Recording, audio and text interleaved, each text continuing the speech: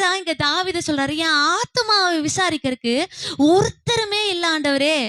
இத சொல்லி அவங்க கெஞ்சுறாங்க, இத சொல்லி ஜெபிக்கிறாங்க.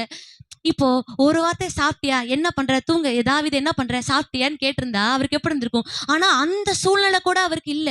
தனிமையிலிருந்து இந்த வார்த்தைகளை எழுதுறாரு. 7வது வசனத்தை கடைசியில லைன்ல, எனக்கு நீ தயவு செய்யும் போது நீதிமான்கள் என்னை சூழ்ந்து கொள்ளுவார்கள் ஆண்டவரே. நான் தனிமையில் இருக்கேன், நான் தனிமையில் இருக்கேன், எனக்கு ஏதாவது உதவி செய்யுங்கன்னு சொல்லி கெஞ்சுற ஒரு காரியம் இது. அப்ப நான் வந்து முன்னாடி ஒரு சம்பவம் சொன்னேன்ல, இந்த மாதிரி தாவீது கெபியில இருக்கிறாரு. ஆனா ஆண்டவர் எப்படி அந்த ஜெப குறிப்பை அக்செப்ட் பண்றாருன்னு நான் உணர்ந்தேன்.